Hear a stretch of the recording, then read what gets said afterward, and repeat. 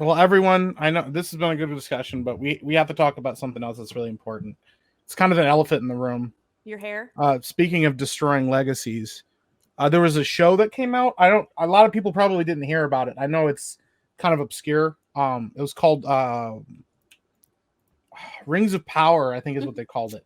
So that dropped this weekend, the first 2 episodes of that. It's based on a really small book property that was written years and years and years ago by some racist British guy, I think it was, called Lord of the Rings. And they decided to like resurrect this dead franchise and adapt it recently. I don't know, I think some people had thoughts on it or something. I wouldn't know. I wouldn't know if anybody had thoughts on them because they won't allow them to speak their thoughts. Yeah. They've blocked people from giving their opinions. Amazon prevented users from leaving feedback until 72 hours after the premiere. 72 hours because they're like, we're trying to stop these dang trolls. We're certainly not trying to make people watch our stupid show. Review bombing from trolls. So what if the review bombing had been nothing but 10-star or 5-star reviews? Would they have stopped it then? No, they wouldn't have. That's the thing. They need 72 hours to get those positive review bots up. Like, that's what they're working on now. It will never be. I got to see the number before they took that down the night that Rings of Power came out. And when I saw it, it was like 1 star on Amazon. As it should be. But once again, it's always just magically disappears. It's always review bombing when it's negative towards something. Yeah. You know, but once again, there were critics that were giving it 1 star. There are critics that were saying, listen, Daily Mail said it was garbage. Yeah. They gave it a 1 star. Entertainment Weekly gave it a C-. Yep. And they were being generous because they said it was a catastrophe. There's a difference here.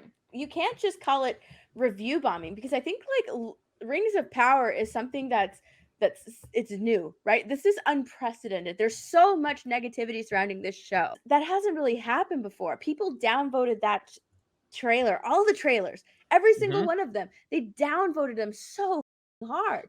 Yep. And they ignored it. They ignored all of that, and they said that people are excited. People are so excited about Rings of Power. They ignored all the negativity towards it. And now that the show's coming out, we have some trolls now. Where did they come from? Where did all of these trolls magically come from? Because from what I've heard from the people that are promoting this, everybody's excited for it. So where did these trolls come from? And now they've disabled the comments. They've not let people like give their opinions on Rings of Power. Spoiler alert, it's not good. It is trash. It's nothing compared to the Lord of the Rings franchise. This right here, now they don't have the media to like put these articles out because even the media is saying the show is really bad. The show sucks.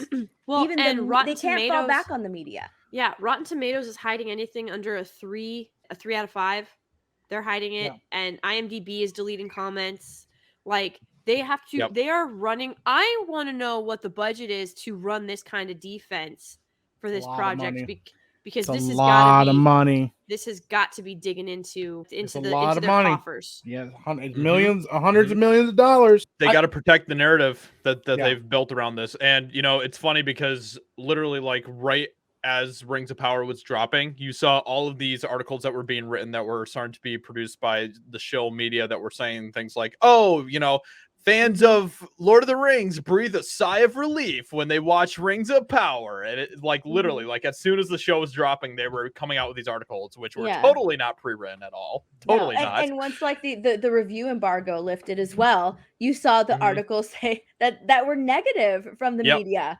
That were negative, like people that were given access to it, that were writing articles beforehand for this show praising it are now saying, oh yeah, it was kind of trash. Even some of the more positive ones were praising the visual effects, the cinematography, and all that stuff, but saying, well, the writing is a little lacking, but it might get better. And you don't know, it's still early. Where have we heard that?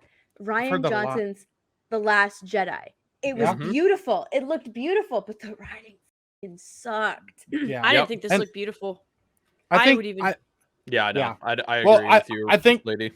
I think from this top, you know, that's the thing, like, because I know people kind of are very curious, and I think within the community of people that are being honest and really sharing what they feel, there are some people that enjoyed the show for what it was and aren't comparing it to the movies or maybe haven't read the books, things like that. And one of the things that me We and have Josiah very low talked about, standards for script writing and everything else. Yeah. Yep. well, one of the things me and Josiah were talking about is, if this was an original IP with no attachments, no prior comparisons to Lord of the Rings, it was just its own IP, it'd be like a 6 or 7 out of 10. It wasn't the worst show, but the thing is, the standard was going to be high because we've all read great stories in Lord of the Rings. We've seen the movies the books adapted extremely well. Probably the best adaptation we'll ever see from book to screen in the Peter Jackson's films, barring the Hobbits.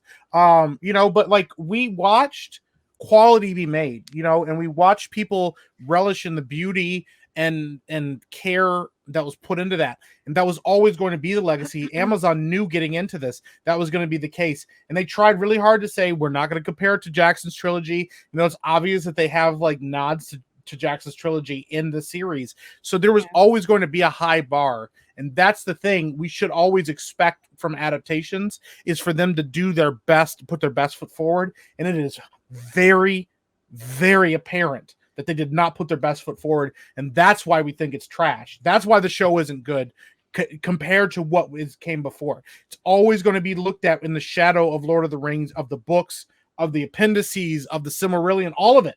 As it should be. Yeah. As it should be, because that is what they are trying, like, for anybody curious I've said this so much lately, but anyone curious what a grift is, this is a grift. Amazon took a property, the established reputation, the established adoration, the established fan base, and they were like, we're going to make something new in this universe that you all love, and it's going to be fantastic, and it's going to blow your mind, right? And then when they didn't deliver, it's because, COVID, or trolls, or this, or it's haters. It like, everybody's going to compare it to the Jackson trilogy, which we're not trying to do, even though 2 months prior to that you said it's on par with the Jackson trilogy. Like, you can't have this both ways. What Amazon is doing, this is a grift. You can't help but compare it to Jackson's trilogy because it's an established IP. Fans of Lord of the Rings and The Hobbit are going to, just like fans of Star Wars, they're going to compare the prequels, or not the prequels, the sequels, to everything that's come before. House of the Dragon right now, people are talking about House of the Dragon and comparing it to Game of Thrones. You can't have like an established IP and then create something off of that and not have that comparison. You can't help but do that. Fans of it are not going to be able to like help themselves. They're going to do that. And I can't remember who said, but like Mike brought up The Hobbit. I can't remember what reviewer I was watching. It could be someone on this panel. I don't even remember. But they said something to the effect of, I wonder if, because they watched Rings of Power, the first 2 episodes, and they hated it. They were like, it's terrible. It doesn't feel like Lord of the Rings at all. But I wonder if, because of so much that the Hobbit movies got, if now with this new show out, if people are just like with the Disney sequel trilogy, people grew to respect the prequels a lot more compared to the shit that we got. If people are going to respect the Hobbit trilogy more now that this trash is being put out.